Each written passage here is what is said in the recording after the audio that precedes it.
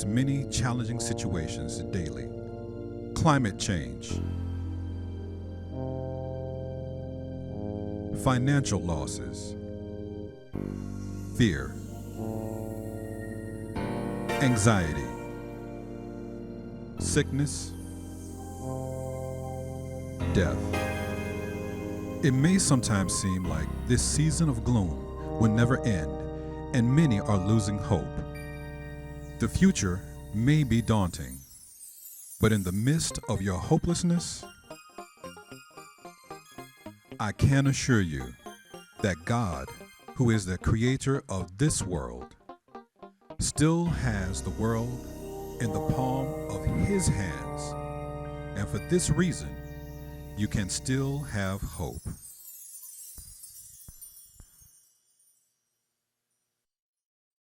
No matter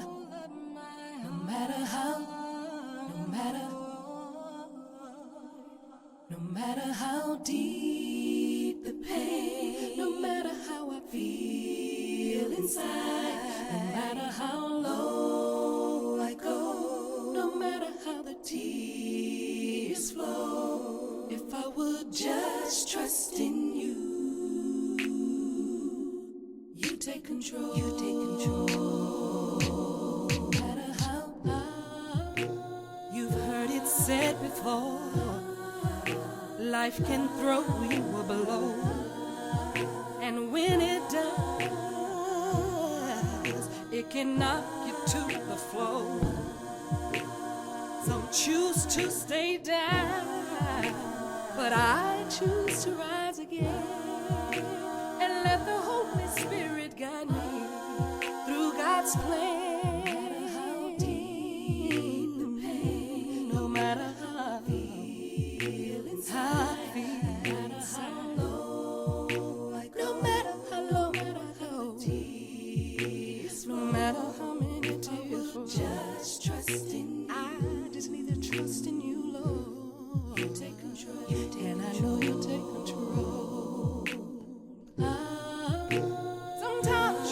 So hard that you don't know where to start. Those thoughts just come and they tear your heart apart.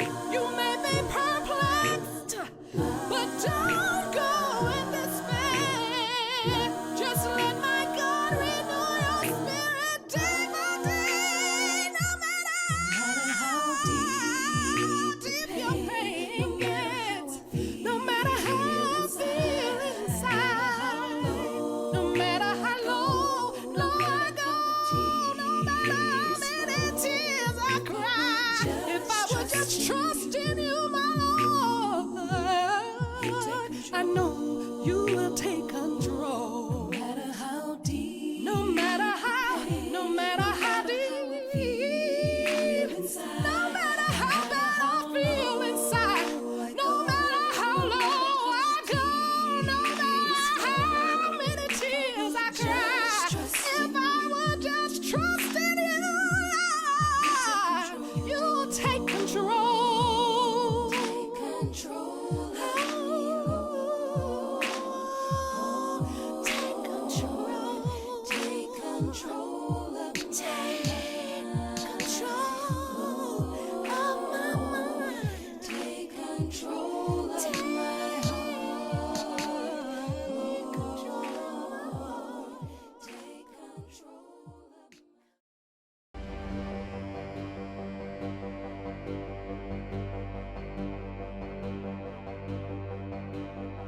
Underpinning of our ministry that we are now able to impact.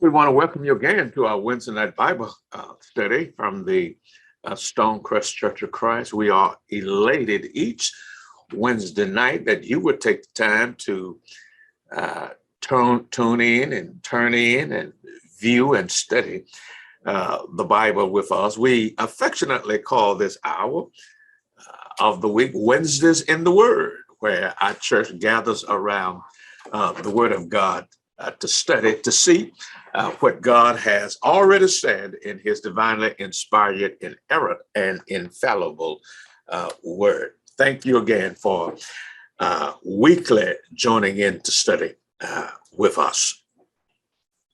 I ended our discussion last week talking to you about this notion of occasions when God reroute us to our destinations. And one of the questions I posed last week was, how were you rerouted to Atlanta? You were not born here. You were not born in the state of Georgia. Some of you were not even born in the southeastern part of the United States. You were born in for some, a different country, for some, a different continent. But you find yourself now in Atlanta. I showed you with three of our current leaders, two of our elders and one of our deacons. One was born in Tuscaloosa, Alabama, had no affiliation with congregations of Churches of Christ. And yet right now, today, he serves the church as one of our elders. Another one was born in Brooklyn, New York, but he lives here in Atlanta, and he serves the church as one of our elders.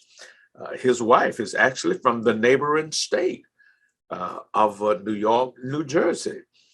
Didn't know one another when they were growing up just across, if you will, the George Washington Bridge, or whatever that bridge is that connects Jersey to New York. I don't think it's that bridge, but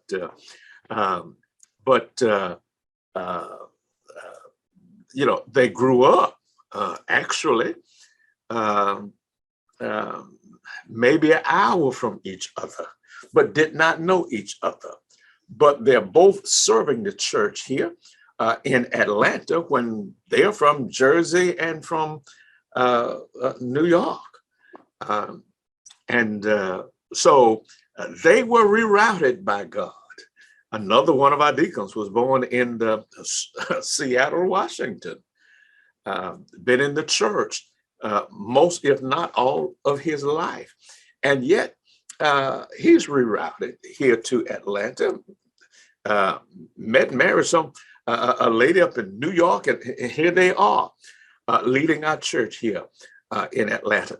And you have a story similar to that, having not been born here, having not been a member of a congregation of Churches of Christ, yet you were rerouted by the grace and the mercy of God, even to being a member of this congregation that did not even exist 5 years ago. And yet, look at where you are.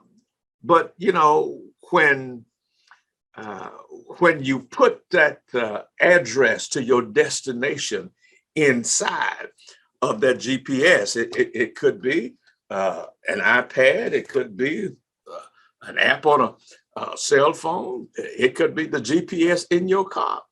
You put it there, it may take you, because of a misturn on your part, or a detour off of the route that was pre-planned for you. What I'm trying to say to you is this: the destination is still plugged in and programmed like you originally put it there. And yet, because of a detour, a delay, a redirection or rerouting, it takes you eventually, maybe out of the way, maybe more time, but it gets you to your destination. God's same way. God has pre-programmed, God has pre-planned, God has predestined, if you will, some stuff for your life.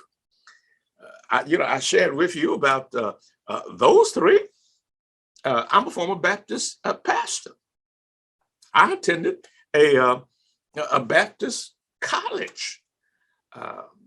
And it was there that I learned about the gospel of Jesus Christ, not from that academic institution, but in the city where that academic institution was located in Marshall, Texas. I met my wife, who lived 40 miles from that college. I lived a good 175 to almost 200 miles from that college. But that was a part of God's routing and rerouting of my own spiritual journey. Mine started when I was 16 years old. Expressed a call to preach in the Baptist church. Met a lady, a white lady, 85 years old. And I was working at a hotel, had some room service trays on my shoulder, having gotten out of school and gone down the street and working after school at that hotel. And a part of my responsibilities was to go and pick up all of the trays from room service the night before. That's what I would do every afternoon. Once I clocked in, got there 3:30, school ended about 3:30. It was a 5-minute walk from my high school. Clocked in before 4 o'clock and worked at 10 o'clock and went home, did my homework, got back up, went back to school. That was my routine from about 15 to about 18 years old. But on this one day, this 85-year-old white lady was walking down one hallway. I'm walking down another hallway. There were some white boys and some white girls back in the 60s, late 60s, middle to late 60s when I was growing up. And the racial climate was intense. It was very combative, and white kids would picket us and attempt to run over us in their cars. And schools were beginning to integrate, and all kinds of fights and tensions were breaking out in the school that went over into the streets and went over to the neighborhoods, even though they were far apart. And so these white kids would run down to the hotel and, eat in the afternoon, pick at me, pick at other African Americans. And they had a tendency to hurl racial slurs, throw stuff at me and at us, and then start running, calling me the N-word, calling us the N-word, and then start running. Well, on this occasion, knowing what they were going to do, with the room service trays on my shoulder, I'm walking out a hallway, and coming down another hallway was this 85-year-old white lady. And we met, dishes and all. I'm walking, looking behind me. I come to the another hallway, and she was coming around the hallway. And because I was looking at them rather than looking ahead, ran into her, knocked her over, dishes fell on top of her. And she was just, oh goodness, she was sure enough mad. Don't miss the point. She's 85 years old. Not only is she angry, she's brittle. I knock her to the floor. When I tried to help her up, she pushes my hand away. I can see the blood running through her face. She's angry. And that's the nice word I can say to you. She's sure enough angry and refused any overture of help on my part. Watch how God reroutes this stuff, folks. I had just recently declared myself my call to ministry. It's my junior year in high school. And long story short, she says to me, don't touch me. I'm going to get you fired. And I said, please, Miss White Lady, please don't get me fired. I'd seen her in the hotel before. I could not remember her name at the time. I had actually taken room service to her room. And she points a bony finger in my face and she said, I'm gonna get you fired. And given the racial climate in that day, she could have had that done. And then she asked me another question. What is your name? Well, mother taught me, whenever somebody asks you your name, you look them straight in the eye, you extend your hand. When you shake their hand, you look them straight in the eye, you don't look away, you don't start itching or start scratching as if something is itching. You don't start joking, you don't start laughing. You look folks straight in your eye, you shake their hand, firm grips, and you tell them your full name. I looked her straight in the eye. I did what mama taught us to do. I looked her straight in the eye and I said, my name is Richard Lee Barclay. And I said, Miss White Lady, please don't have me fired because I'm from a large family. I have to work. I have to help my mother to pay some bills. I need my job. Please, Miss White Lady, please, please don't get me fired. And she said, what is your name? I told her again. I thought I'd knock the hearing out of her. And when she heard my name, her attitude changed. She said, I won't get you fired, but this is what you have to do. Every day when you get out of school, you come by my room before you clock in. Now, folks, I'm 16 years old. I'm virgin. And what I heard is this 85-year-old white woman want me to come to her room. Look, Jungle Fever wasn't even out yet. Spike Lee hadn't even done that movie. And I'm saying, no, this ain't sounding right. I went home, told my mother about it. And mother said, well, son, go by her room, see what she wants. I went by her room and listened to me very carefully. Remember now, I'm 16 years old. I've declared my call to preach.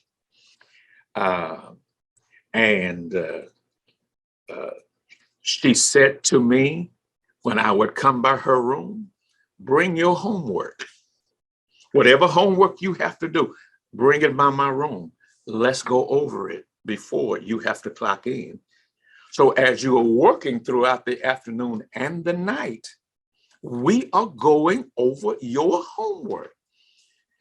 She was a former English teacher at the high school there in Woodville. And from that day on, I made straight A's in English, in literature, in history, because she would help me prepare for speeches I had to make, my homework, and then watch this. And then she arranged for me to get a scholarship, an academic scholarship to East Texas Baptist College in Marshall, Texas, where there I would be exposed to the gospel of Jesus Christ and meet my mate for a lifetime. Well, wait a minute. You're a senior minister for the STONECREST Church of Christ. How in the world did you declare your call at 16? You go to a Baptist college and you end up in Congregational Churches of Christ. Friend, this is what I'm trying to tell you. I'm trying to tell you that somehow God had pre-programmed in his purpose, in his destination, that I was going to be a minister of the gospel of Jesus Christ in congregations of churches of Christ. And I'd never heard about it. And yet God had something plugged in to his spiritual GPS. Boy, you better preach this thing here tonight. This is what I'm saying to you. And this is what I've been trying to say to you over. Oh, I forgot to tell you the rest of this story, didn't I? Bad preacher. Why would this 85-year-old white lady take such an interest in you, help you to get an academic scholarship when I hadn't even planned to go to college? We couldn't afford college. Remember, I said to you that she asked me, what was my name? And I told her my name was Richard Lee Barclay. I didn't tell you what her name was. And her disposition changed when she heard me say Barclay. Her name was Edna M. Barclay. Come on, bro, B, you making this stuff up. You can't make this kind of stuff up, folks. When she heard my last name was her last name, she took an interest in me to help me to get where by God's grace I am to this very day. You see, all of this came out of what I said to you a couple of weeks ago. When I suggested to you that some of the plays, some of the hands we play are easy to play, but then some of the plays we make come back to haunt us. So God has to, and I spent the last 2 weeks saying to you that God has to reroute us to our destiny. My destiny was not to go to East Texas Baptist College. That my destiny, my desire was to go to Lamar Tech,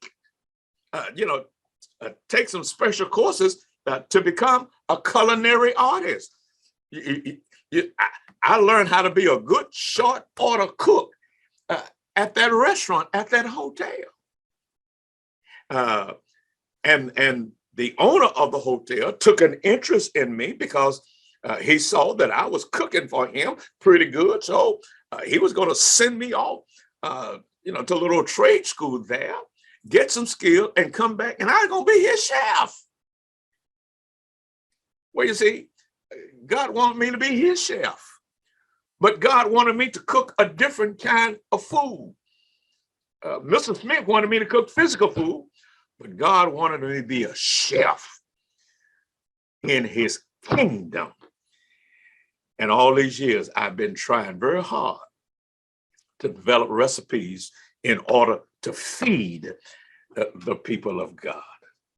So some of the plays we make come back to haunt us. So God has to reroute us to our destiny. And I just shown you how God both routed and rerouted me to my destiny here in Atlanta, Georgia. But then let me turn the corner over because as you see on the screen, some of the plays we make come back to haunt us. Some decisions that we make in life, some turns that we make in life are not God approved, but God doesn't leave us out there because he still has us plugged in to a destination that brings him honor and brings him glory. Now, let's flip this corner over to talk about some plays that some people have made, even when it comes to marriage. Let me just quickly review this game called Spades. Remember, God is the dealer. God's side will always win. Cards are issued face down. You have no control over certain dealings, when, where, all of this good stuff. This is the Cliff Note versions in terms of review. While we are not responsible for the cards we were dealt, we are for the cards in which we play. Now, I want you to watch this. When it comes to this notion called marriage, some people have made some decisions, and God has had to rewrite them, because some folk have ended up in a second marriage. Some have divorced. Some are living in misery in a marriage. They are living their hell right now in some relationships. I counsel too many folk during the course of any week. And if I've heard them one, I've heard them all. I've heard women say to me, I've heard men say to me that this is not the man that I married. This is not the woman I married. Come up real close. Let me whisper something into your ear. Yes, it is. Yes, it is. See, it's the one you married. The one you dated was a fraud. See, this is our problem. We come to this thing called marriage with what I call unrealistic expectations. It is more regular than irregular for couples to get married with unrealistic expectations. Listen, right now, I on an average week, I counsel 3 to 4 people in marriage counseling. It's a challenge to my schedule, and sometimes it's just an overload to my schedule, and I have to try to work around that schedule. And some folk can't meet until 8 o'clock at night. Well, that's 9 o'clock for me. I'm counseling folk in different parts of the country. Well, long story short, I try to get everybody to understand that you have come to this juncture in your life with unrealistic expectations. The new things that's trending now, when couples come to me, one of the first things that they want me, to know is that, they want to write their own vows. Listen, I've been married too long. I've been doing this too long. I know what's in the background. And so, I tell them up front, listen, I'd be happy to counsel you, but I'm half married.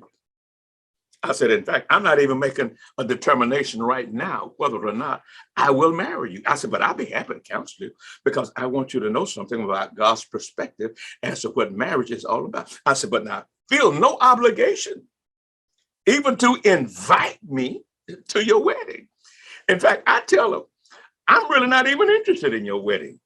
And boy, they sit back in that chair like, what in the world have we gotten ourselves into? I tell every couple, for those of you who are sitting at home and I'm married, you've heard me tell you, I don't care anything about your wedding. I tell folk that if your wedding starts on time, and I've been doing weddings for close to 50 years now, I've not even seen one of them start on time. Just did one last weekend at 45 minutes late. I ain't trying to hate on them. I'm just saying, and I tell them, look, I'm not interested in your wedding. Well, why aren't you interested in the wedding? I'm interested in your marriage. Ooh, bro, big what you talk about. You see, a wedding is going to last, depending on how many folk you have in it, how long it take y'all get down that aisle, however long your preliminaries are, at most, and this is a long when it's more than 30 minutes, it's a long one. But however long it is, if it's 30 minutes, 45 minutes, an hour, that your wedding is an event. After 35, 45 minutes, it's going to be over. But your marriage would have just begun. What I'm interested in is your marriage and not your wedding. In fact, I tell them, look, not only do I don't have to be there. You're not going to hurt my feelings. If you don't ask me to perform your ceremony, you can go down to the justice of peace. I want to be sure that you have some skills to know how that after the wedding is over, to know how to be married. Why? He's going to change. He's going to change on you. You've been dating a fraud. You're going to find out that honey is going to leave that moon. And it ain't going to be very long. And so what's trending now is couples wanting to write their own vows. And the reason, one of the reasons, I'm not against that. And I tell them, look, do you want me involved? Oh, yeah, bro, people want you to do it. Well, if you want me to do it, then I need to say some stuff to you from God's perspective. You see all the vows you want to. Y'all talk to one another until the chickens come home to rest. But if you want me involved in it, you need to hear God's perspective. And you see what they're trying to get around is we'll do our vows. We just want you to bless our rings. No. I was born at night, but it wasn't last night. See, I know what you're trying to get around. Some of you, not all of you. I know what you're trying to get around. See, the ladies are trying to get around, not saying that O word and not saying that S word. Okay, you like, okay, some of y'all been married so long, you don't remember the O and the S. That is obey and submit. And the fellas don't want to get into this love and cherish you only till day I die. So y'all want to say all these nice little cute things to one another. Hey, I ain't hating on that. I'm saying when y'all get through being cute with one another and all mushy, now we need to talk about what marriage is about from God's perspective. And if you don't want me talking about marriage from God's perspective, that is a wife submitting herself to her husband, a wife obeying her husband. Say, I know what I sound like. Look, I know I'm OG. I know I'm one of the original gangsters and old school. And I believe that a husband ought to love his wife like Christ loves the church. I believe a husband ought to honor his wife like Christ honors the church. I believe a husband should give himself and sacrifice himself like Christ sacrificed for the church. I believe all that. And all of that's going to come out in the vow. So I ain't hating. Go on say what y'all need to say to one another. But when you ask me to be involved, you need to hear some stuff from God's perspective. So we come into marriage with unrealistic expectations. I'll be back to the card game in just a second. Now, I'm going to just be quiet as much as I can be quiet here. And I want you to just follow the graphic on the screen. I want you to see Jesus as the head of this home. And I want you to see the man who has been commanded by God to be and to do 4 things. He is provider, he's protector, he's leader, he's lover. That's a God-ordained structure for the man. Oh, but look at sister girl over here. Oh, listen, her roles and her responsibilities are in a second page, and we still just got 4 for him. Just look at him. Look at him. Keep on going down. Look at him. Keep on being on the screen. All I'm trying to say to you is this: we want the wife to be all of this, and we want her to be all this at the same time. Wow, bro, man.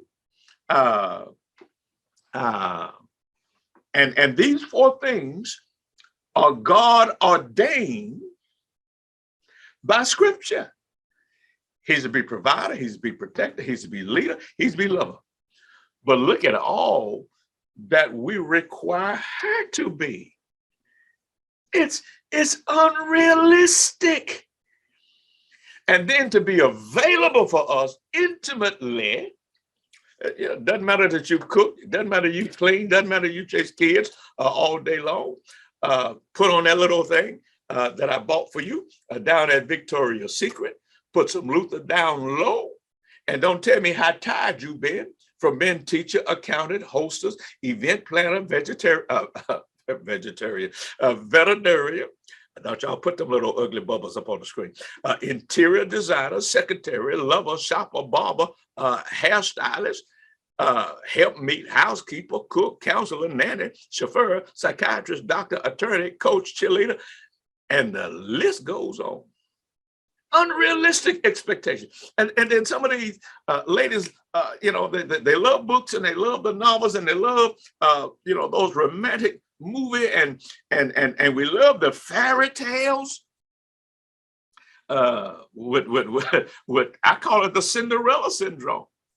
But the only thing Prince Charming and Cinderella had in common was a glass slipper and a foot that fitted. Now, you may be sitting there wiping tears away, rooting for Cinderella, but that's why it's called a fairy tale. And we have these fairy tale notions of Prince Charming coming and putting a glass slipper on our foot, and we're living happily ever after. Oh, well, that's nice. And that's a good movie. But it's not rooted in the reality of this thing called life and living. You need to understand this. We live with flawed people. Bro, B, what did you just say? I said we live with flawed people. The woman you married, the man you married, flawed, they got problems.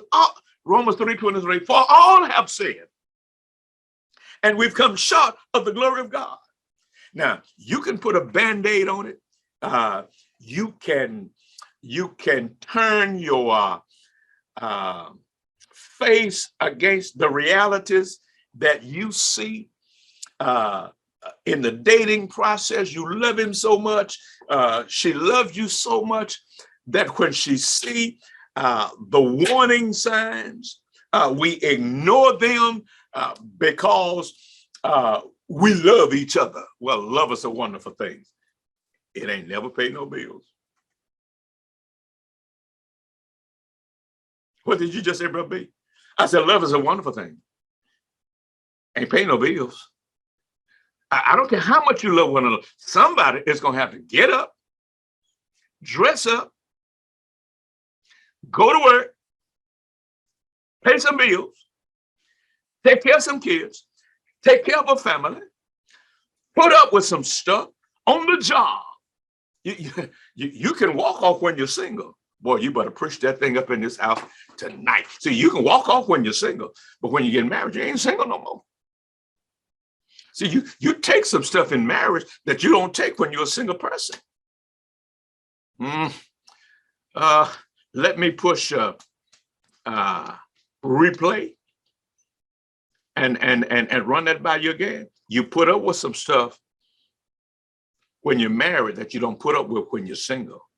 All I'm trying to say to you, friends, is we live with flawed people. You know, these folks say, well, my husband and I ain't never had an argument. They lying. They lying. All this stuff you see on TV, people get up in the morning time on these movies, kissing one another. Come here. That ain't. You got that hawk in that mouth first thing in the morning. She doesn't have any makeup on first thing in the morning. Not one of you will come to church looking like you look first thing in the morning.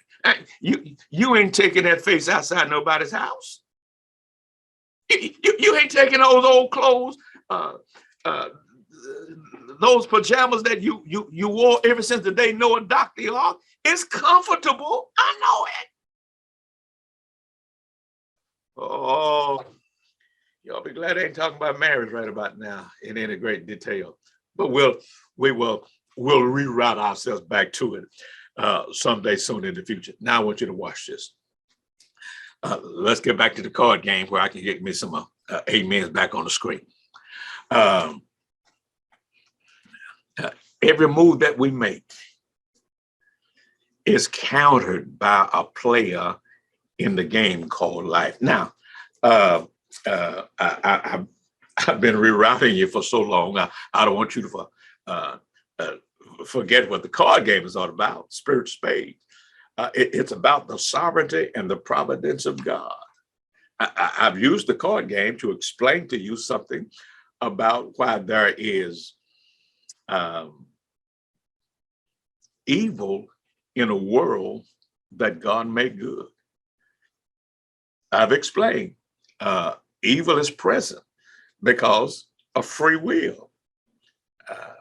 God gave us the original man the ability to make a choice, even when that choice went against his will. God didn't make him like the sun and the moon and the stars.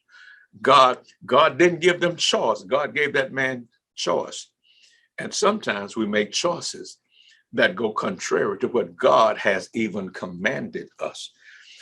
To get this across and to help you to understand it, I've been using the last several weeks this game called Spades to draw some principles from that to help us to understand what we call theodicy. And so watch this. Every move in the card game, every move, and in life, every move we make is counted by a player in the game called life. This is what I'm trying to suggest to you. That you have been dealt certain cards. Remember, I've said earlier, you had no control over the deal. But you are accountable and responsible for the cards that you have received to play them in a way that brings your hand the greatest benefit. So what I'm saying to you now is that every move we make is counted by a player in the game called life. I guess another way to say this to you is, you're not the only player in the game. Player? See, when you get married, you're not the only player in the relationship. Now, you can make a decision, but you have to also understand that you got a spouse there who will have some cards in her hand. You have some children in the house who's got some cards in their hand. So every move we make is counted by a player in the game called life. There are more hands being played besides yours and God's. But be what you just said. I said, number one, you're not the only player in the game. I've said, number two, there are other players at the table. I'm saying, number three, that just because you play your hand, you need to understand that that there's another player who's playing his hand that may negate something you're trying to do or the way you're trying to play. And watch this. There are others at the table who know how the game is played. And they are often malicious and manipulative. You see, you play your hand. God has a hand play, because remember, God has pre-programmed your destiny, your purpose. He may have to reroute you. You just need to know that Satan is going to get in the midst of that rerouting, because Satan's intent is to keep you from your purpose and your destination. And he knows how the game is played. And come here, he ain't playing fair. Doesn't care anything about your feelings. He doesn't care a thing in the world about your purpose. He doesn't care a thing in the world about your destiny. He doesn't care a thing in the world about God's will and God's plan and God's purpose for your life. He wants to keep you from God's predetermined destiny and purpose for your life, even if he has to confuse you with another religious persuasion.